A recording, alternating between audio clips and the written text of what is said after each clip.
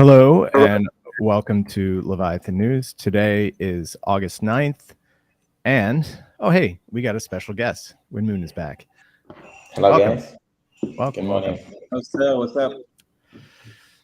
up? So, Pleasure. yeah. So, the big news that happened yesterday was that the Federal Reserve came out and did regulation by blog post by issuing two items. The first being where are these? Pull this up. So they issued additional information on its program to supervise novel activities in the banks it oversees. And it issued two letters. One is the creation of a novel activities supervision program. And the other one is a supervisory non-objection process for state member banks seeking to engage in certain activities involving dollar tokens, aka stablecoins. Taking a look at the first letter, the creation of novel activities program, this is essentially going to set up a new supervisory regime and examination staff at each Federal Reserve Bank that's going to essentially focus on activities relating to crypto assets, distributed ledger technology, and other complex technology-driven partnerships with non-banks that are delivering financial services to customers. So this program is essentially going to give broad supervisory activity or broad supervisory powers to these examiners inside these banks over concerns that these new technologies may affect the broader financial system. And the four programs that they're going to be looking at are the first one being complex technology-driven partnerships with non-banks to provide banking services. So I think this would probably be those neobanks that we're seeing that are essentially just giving API integrations. They mentioned these like API integrations that banks have automated access to their infrastructure. Crypto-related asset activities such as custody, collateralized lending, facilitating crypto asset trading, and engaging in stablecoin dollar token issuance or distribution. There's also some like DLT stuff and concentrated provision of banking services to crypto asset related entities and fintechs. I think this is more along the lines of the Fed here is essentially just trying to rein in the activities of the banks that it controls. And by issuing these supervisory letters, it's essentially what Nick Carter calls regulation by blog post. And he says this could be a continuation of Operation Choke Point 2.0, where the Biden administration has just severely cracked down on the ability of crypto services and businesses to access the U.S. banking system. And so this is the first part. The second part is like I said, a non-objection letter that did raise a bit more of questions from Fed watchers and also the legal eagles on crypto Twitter.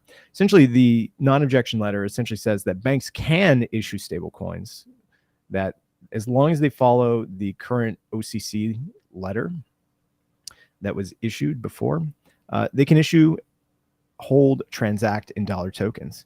But to do so, they need to follow the Bank Secrecy Act, the OFAC controls.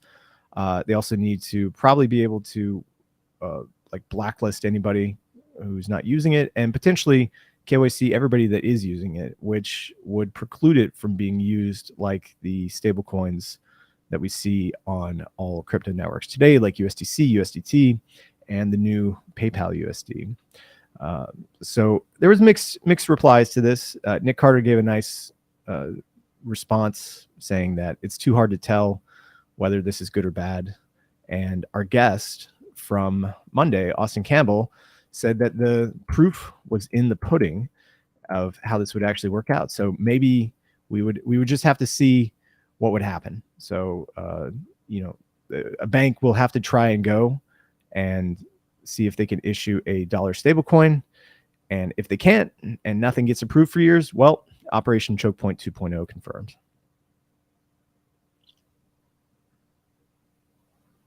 So where does PayPal's PYUSD fit in this? Did you get a sense of that from reading through? Well, it doesn't. I mean, this is specifically for banks. I remember on the interview on Monday, Austin talked about how there was a two-tiered system coming where these private companies like PayPal and Circle and Tether are essentially getting a leg up on what's happening in the banking system. And the banks are watching them saying, oh, hey, you're taking our business. You're essentially doing what we're doing by taking in deposits, but you're just holding them in these bankruptcy remote entities that do nothing and don't turn into these leveraged long bond funds. So I think we're going to start to see a pushback from the banking side. Maybe they get to issue them. Maybe we see JP Morgan coin. I don't know. But we're going to have to watch what actually happens and see if anybody actually gets approved to issue a like working stable coin in the next year or 2 or 10. But this is very, very long term kind of we're talking here, right? This is not anything we're gonna see any implications. No, I don't think we'll see anything short term. It won't change. Like the current regime will still exist where the people that are the entities that can issue stable coins will remain these like private fintech institutions, Circle, PayPal, and banks will essentially be sidelined and not be available to issue this kind of risk or hold it as well too, or even like hold crypto assets as well. Seems like kind of a strange choice politically, because like in politics, like you get so much money from the banking industry, right? Isn't that the meme that the banks control the government? So it's let's look at it like this, right? So the Federal Reserve uses interest rates to affect all the levers within society. So if they want to slow down growth and like rein in lending, bring back debt, they'll raise interest rates, right? And if they want to spur growth, they lower interest rates, and they do some other stuff as well too. But that's the main thing that they kind of focus on. And like this is great and all, but what happens when you have a multi-billion-dollar company like Circle or like Tether that's essentially just using this system? They're leeching on and stealing billions of dollars, not stealing, but receiving billions of dollars of interest income for like providing a stablecoin service and essentially getting around the controls that the Fed is trying to use to either like rein in the monetary system or spur growth.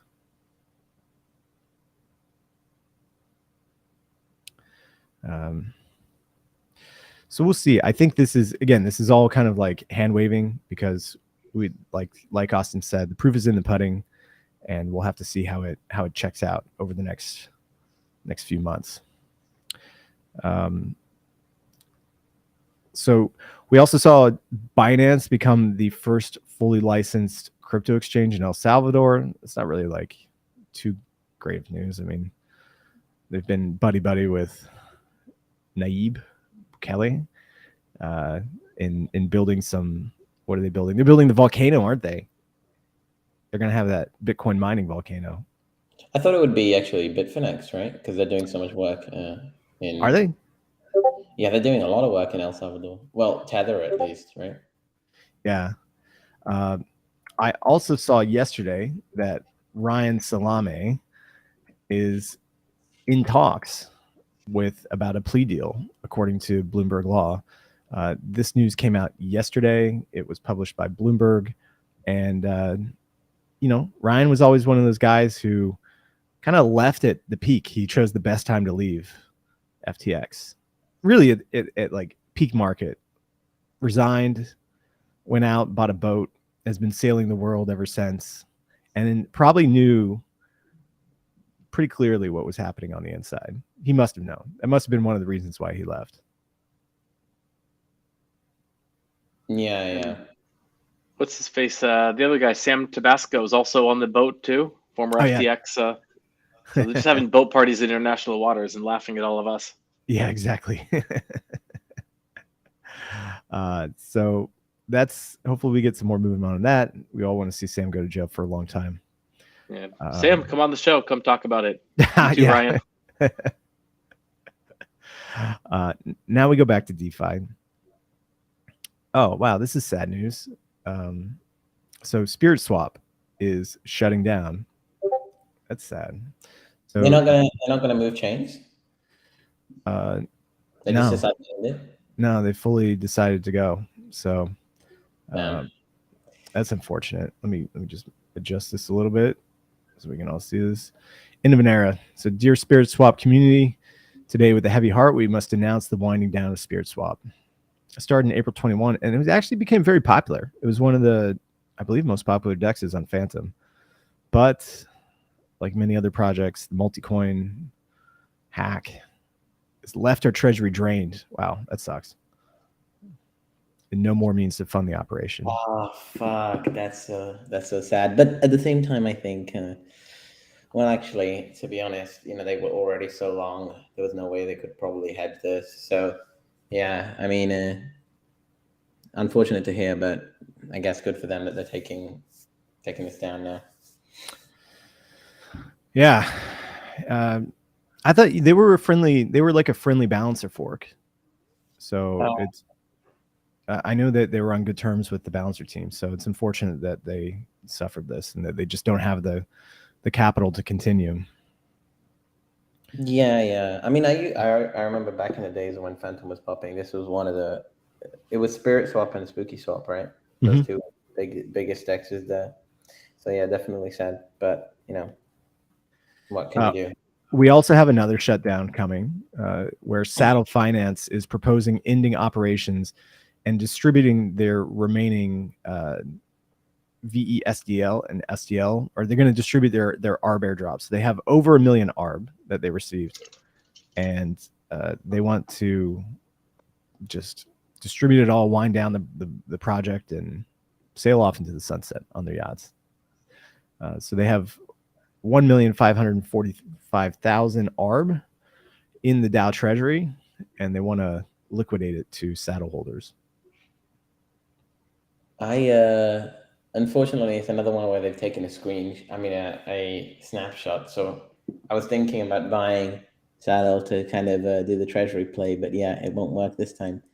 They got me again. But I mean, I think something like this, the more we kind of see treasuries that are like bigger than their market cap getting, winding down out of nowhere and then also taking snapshots, I do hope that eventually it'll help make sure that no project is trading below its book value, right? Because in like traditional finance, that should never happen, right? But that's because you also have true governance there, where you can say, okay, I've bought 50% of this company, let's tear it down. Mm-hmm. But here we obviously don't have that, and it's kind of like, you don't really know. I don't know these guys too much, but it's probably some sort of a centralized operation in terms of the team probably holds a lot of the tokens or whatever, and whatever it is. But yeah, I think for the most of DeFi, hopefully it's still another. I could speak a bit about this one, but before I do, just someone should build that, if DeFi Llama doesn't already have it, is a list of all the protocols whose treasury value is higher than their book value. Because that'd be a great, just buy a few of their tokens in case they wind down and give an airdrop or something, right? That's actually a great idea. I'll ping NGMI right now. Tell her. But yeah, Saddle was pretty notorious within the Curve community back when they launched, because they basically very explicitly copied just the Curve code. And that Curve code is open source in terms of it. You can read it, but you can't actually just directly fork it. So it's it was possibly going to be the first case where we got to explore the nuances of how copyright law works on chain. But then when Mitch was looking it over, he basically said, we could sue them. We have the standing, we have the right, we have the case. It's just not worthwhile because their TVL was so low. He was like, there's just not going to be enough profit in this for us. So he decided not to sue, and it looks like it turned out to be a good decision. He should sue now and get the up. Yeah, so that's unfortunate that they're winding down. I know that. Well, it's never great when projects have to wind down. We always like things starting up. It's always the fun part of crypto and DeFi, but winding down always hurts. Also, speaking of winding down, MakerDAO kind of got into a little bit of a pickle. So we reported that the MakerDAO EDSR was raised from its 3.3 percentage level up to 8% temporarily in order to attract higher TVL. And it did. Over 48 hours, more than $200 million worth of new DAI deposits were added to the EDSR. However, after doing some research, Rune quickly found out that while there was some retail depositors who were coming in and adding DAI to the mix, most of the DAI was being added by large holders of ETH and Steth who were going in and arbing the rate between what they could borrow on Aave and Compound versus what they were earning in the EDSR. And the rate that they were borrowing at was around 3%, 3.19%, and then they could deploy it into the EDSR for 8%. And then they could potentially wrap it in Chai or one of the other wrapper products, borrow against that, and then leverage up, which we did see as well too. And that's not what Rune wanted. Rune wanted this to be a incentive, but not something that would be abused. And so what he proposed yesterday is to reduce the APR of the EDSR from 8% down to 5%, which would be more in line with what current treasury rates are. He says that in this super high rate environment, 5% is still a good rate. And so he's proposing that they change it. Now, this will have two effects. The first is that the program will be able to run for longer. And actually, no, that's just the main one. It's going to be able to run for longer. And hopefully it tampers down this arbitrage, interest rate arbitrage that we were seeing by large ETH and Steth holders. I feel like, am I the only one that, this could have been seen, this could have been foreseen, and it was like so obvious. As soon as they said 8%, I was like, okay, this is the trade. And now they're like, wait, oh my God, people did it. You know what I mean? Yeah.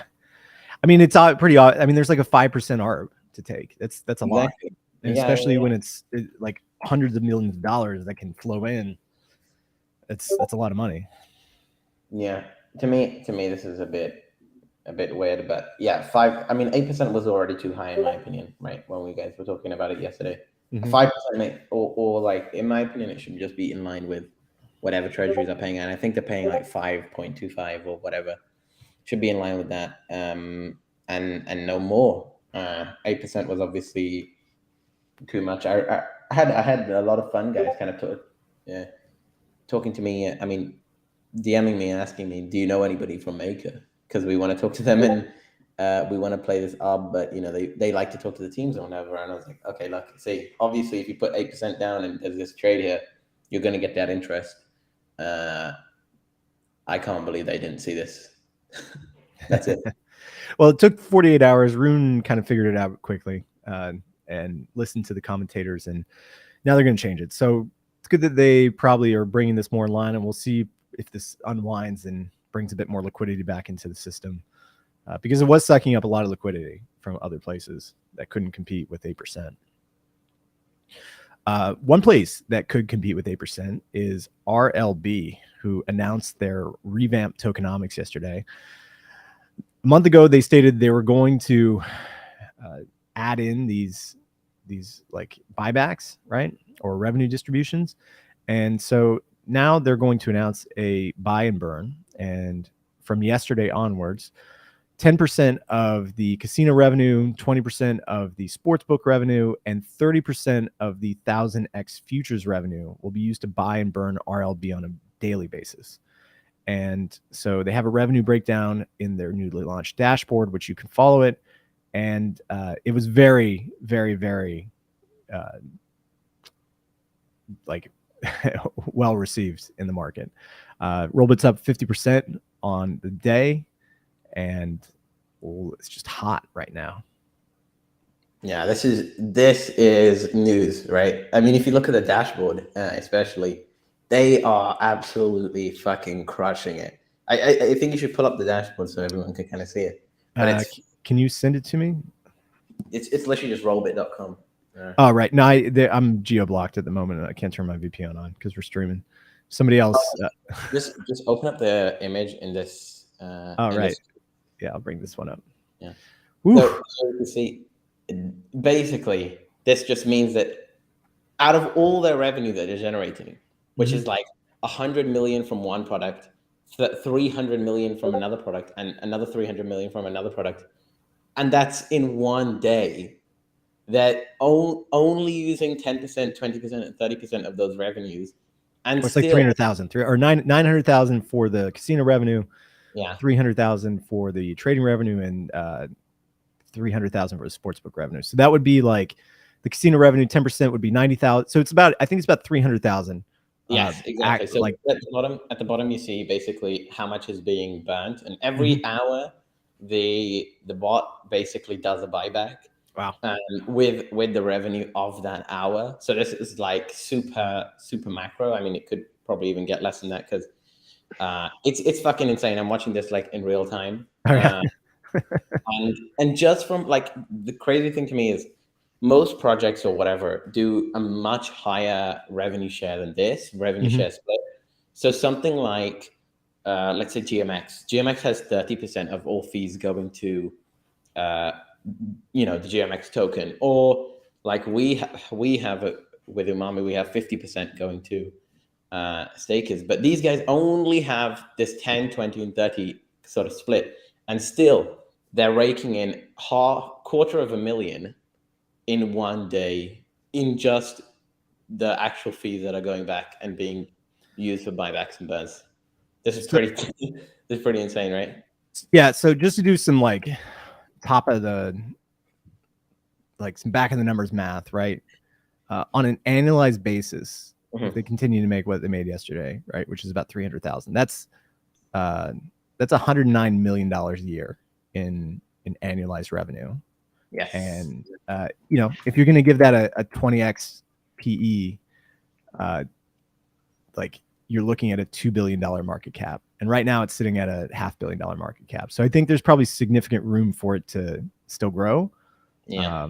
And it could be one of the big winners. It probably is this big. I mean, it is the big winner of this cycle, or this like down cycle, or at least this year. Like, yeah, because trade. Like, I'm gonna look at the 1 year chart. Oh, they don't have it here. 1 year ago, the price was trading at a tenth of a cent, and now it's trading at 14 cents. So, an enormous growth from Rollbit, and it probably is the bellwether of crypto market sentiment. Unibot and Rollbit are the two products that are probably on everyone's radars of how the crypto markets are doing currently, because it's the only place that real volume and revenue is going through. Ladies and gents, do you ever feel like we should get out of the news business and launch a casino? Yes, Garrett. If we Leviathan, loosest slots in town. Yeah, if we can pull in this revenue, I'm happy to do whatever the fuck. No. I mean, but this is the dream, right? I mean, but like Rollbit itself, the company, is making hand over fist. Like, yeah, absolutely. Yeah. But I guess these are revenues, right? They probably use it from. But even if it's revenues, they made They made $1.6 million in revenue yesterday. That is absolutely insane. Yes. And this will probably still continue to grow. I wonder like what sort of, have they announced any equity deals at all, or are they just? No, I don't. I haven't been following too closely. I've just been looking at the numbers, because that's what gets me going. But they're on track. Like, if these numbers are average, right, for yesterday, that's $500 million worth of revenue in a year. For Yes, actually, yeah. It's insane. Yeah. Yeah. So like Rollbit, the company, is Mhm. probably like if they're raising capital right now, they're probably raising capital at like $20 to $30 billion valuation. I don't know if they're raising, but I don't know What? if they would be raising at that high valuation. But yeah, it's certainly insane. It would be an insane valuation for sure. Well, I just annual. I mean, I took a 20 times multiple on the annualized revenue that they have, right? Yeah. And that could like 11. Is that $11 billion? It's $11 billion. So they're probably raising between 11 to 20 for future expected growth. That is crazy. Yeah. Oh man. They only have $10 million TVL according to this dashboard. So that's TVL in the pool for In the pool. Okay, so that's different from their revenue. That's just the Rollbit. So that's a token at the top, basically. All the stats there: price of the token, 24-hour volume of the token, TVL of the token, and holders of the token. So the majority of all of Rollbit's depth, actually, they don't have a ton of depth on Ethereum.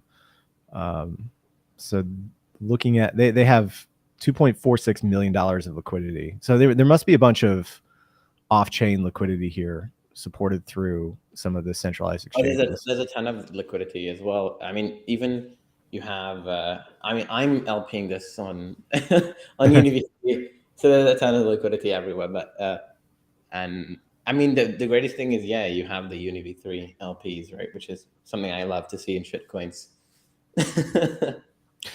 Can we talk about this liquidity for a second, women?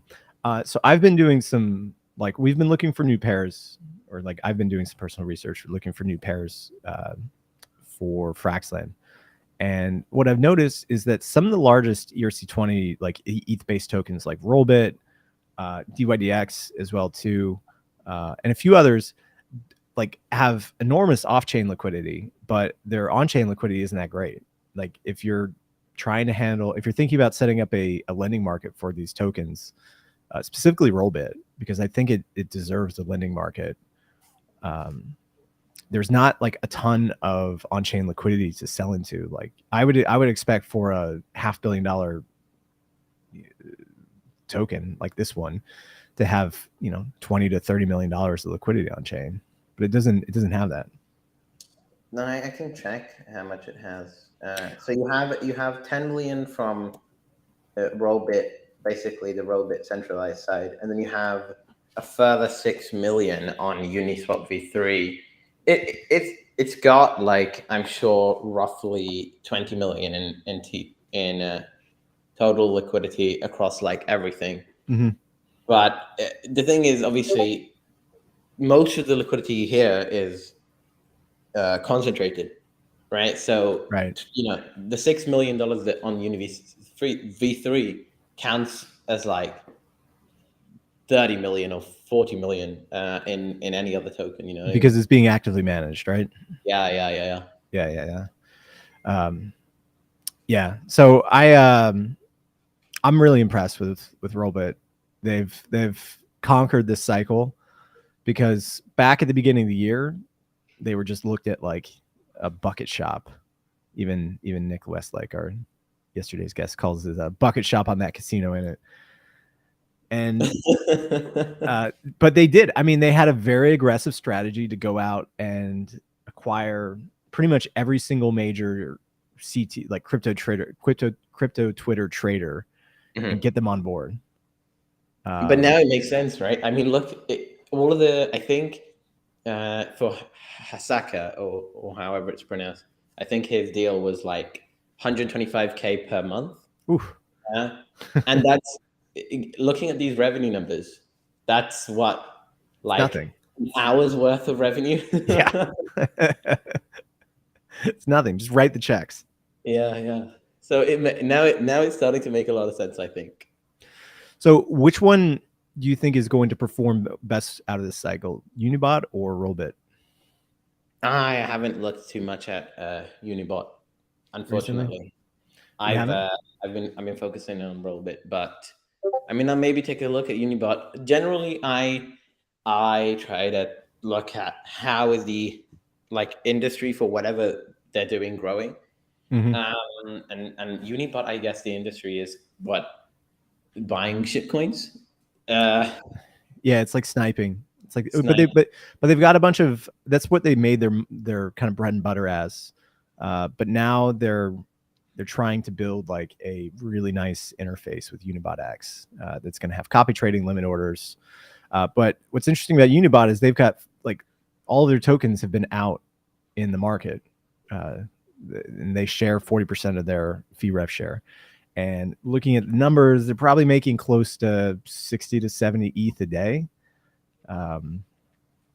So obviously lower market cap. I think it's about 150 million right now, but revenue has been, it's interesting to see it that in the bear cycle that we're at right now, revenue is such a heavily focused item for traders at the moment. Oh yeah, absolutely, right. Because a lot of these projects are just being undervalued so heavily, right? If, for example, like Robit, if it was trading at 10 cents the other day, and it was generating $1.6 million in revenue per day, 1.6 or 1.9 even. Does that make a lot of sense? Not really, right? Yeah. Yeah, but it's just absolutely crazy numbers. I wonder what the centralized exchanges are thinking about this, because these are two huge competitors that are probably sucking away a lot of the retail volumes from them. I think one of the biggest parts of this is both of the things that they're kind of doing works better or works well on chain, right? That the way that they've kind of placed themselves in their niche, especially obviously Unibot, right? It's not like Coinbase could just add Coinbase Unibot. So it makes a lot of sense to have something like this on chain, and I guess they found their niche, and that means they have the ability to kind of take so much of the market share for whatever, I guess, niche they're trying to eat up. So another story that we reported on. Also to come back to the MakerDAO story, Rune confirmed that Spark Protocol is going to have an airdrop for borrowers. I think he quietly put that out, but if you use a VPN, you're not going to get one. Let me pull this up. He said potential for early bird Spark token airdrop farming for borrowers in Spark Protocol. But if you use a VPN proxy, you're never going to be able to get in.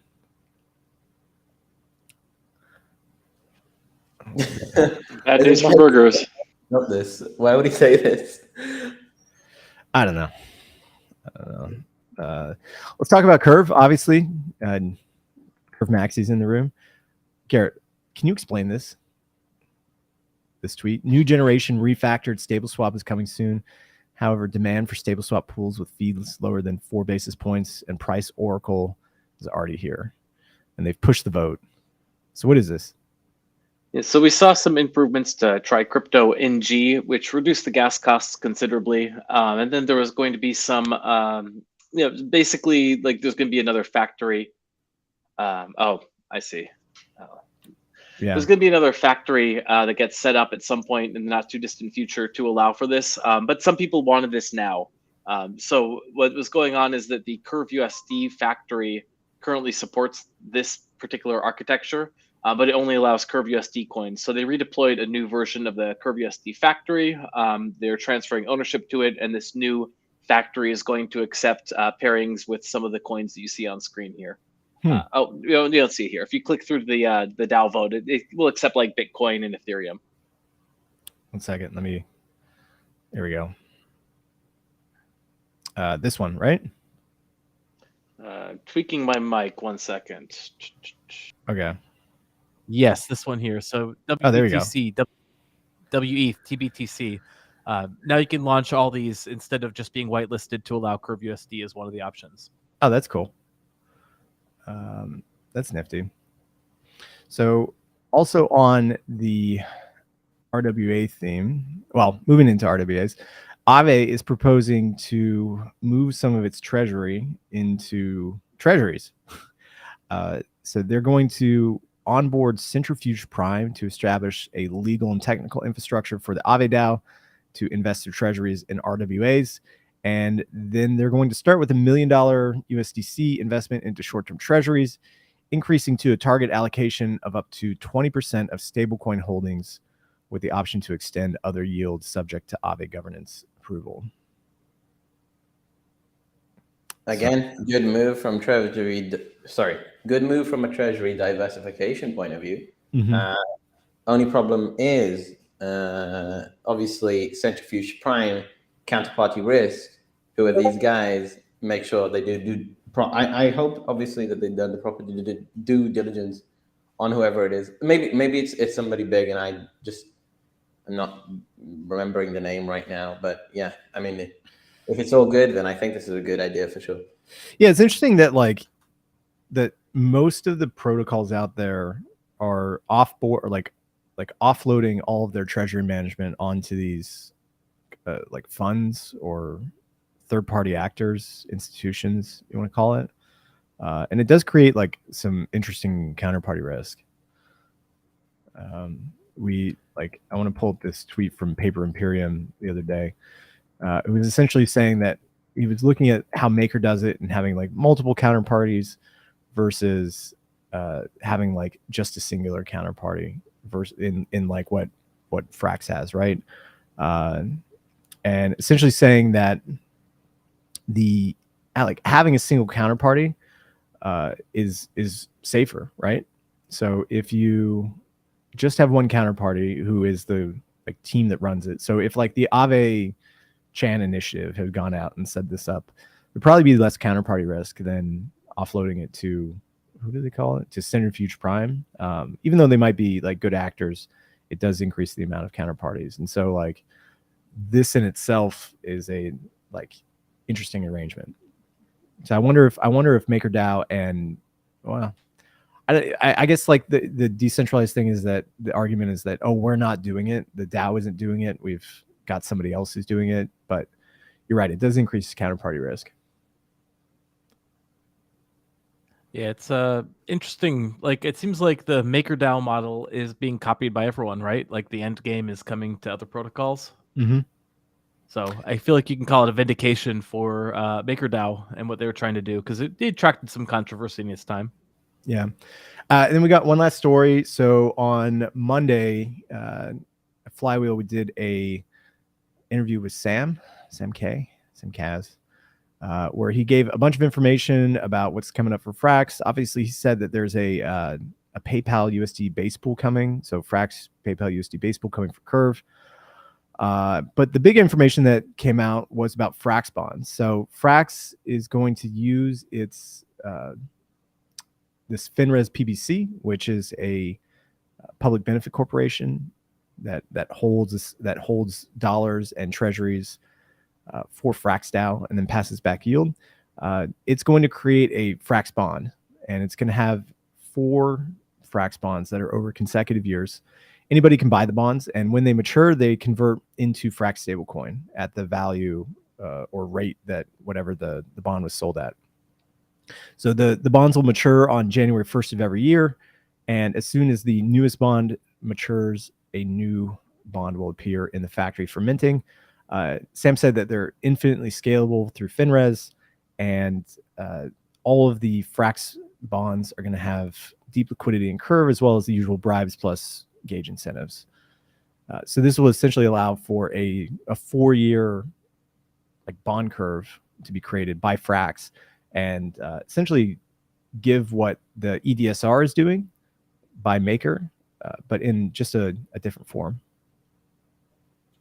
Okay, I like this, but here is the thing. Again, where are they gonna make sure that they're getting this yield? Because from a Frax model perspective, they need to make sure that they've issued this bond, and they're getting back at least that much for whatever they are. But they invest. So FinRes, let me just follow it up. So the public benefit corporation that the Frax core team is set up and is like onboarding in the current V3, like the Frax V3 proposal, will hold all the cash and short-term treasuries for these bonds. So when somebody buys a Frax bond through the factory, those funds will go out and FinRes PBC will buy the corresponding bond. So if you buy like a 2-year bond through them, or the Frax bond thing that has a 2-year maturity, they will go out and purchase that 2-year treasury. And then when it matures, they will pass that interest back to you in the form of Frax that's minted at that time. Okay. So number one, there's no counterparty risk because essentially it's Frax doing it, right? Exactly. Yeah.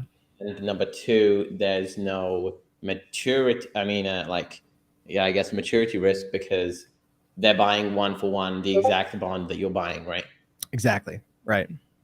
Okay, I think this is actually pretty decent, pretty good idea then. Yeah. So each of these Frax bonds will be a token that you can just buy in Curve and get interest rate exposure.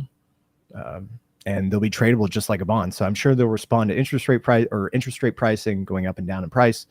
And I guess you could probably lock it as liquidity inside of Frax as well too. We'll see. And I'm sure there's some stuff that Sam has concerning like how to get the rates higher as well too. So we'll see how it plays out. I don't think we've had a bond yield curve on chain, right? No, actually, but there are a bunch of projects that are coming. So we talked about Ondo Finance, which has USDY, which is going to be released soon, or I believe it's out now. So you can get access to the front end of the curve with USDY, and then also Sam mentioned a company called Open Eden when we talked to him on the live stream. And this allows you to earn 5.3% on U.S. Treasuries. Probably also buying the front end of the curve as well too. So they're buying T-bills. So getting the front end of the curve. So it's like Treasury exposure is here on chain. Like you can get it now.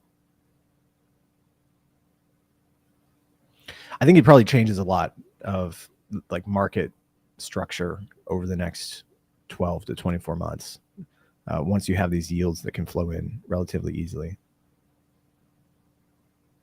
Yeah, 100%. Absolutely, yeah. Yeah. Stuff. Really exciting stuff coming out, Frax. Always a pleasure to get the inside scoop from you. Yeah. So that's a good place to wrap up on. We're at the top of the hour. Yeah. Real quick, did you buy your art? I did not. Actually. Oh, no. I can show it. I'll bring it up. So one of my favorite artists, his name is James Jean. I'll get the next one. I get. So he had a like print that goes out. He does prints every single quarter. And this one was pretty cool. It's all holographic and stuff.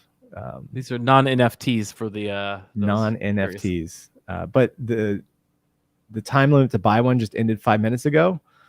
But you can sign up to the mailing list and wait until next quarter to buy one. Hear that? Sam was so busy delivering alpha to all of you that he did not get to flip his art. So yeah, I've got a bunch of these. Do Sam well and turn the alpha into big bucks for all of you. I've got enough in my closet. So we'll share the link below if anybody wants to go look.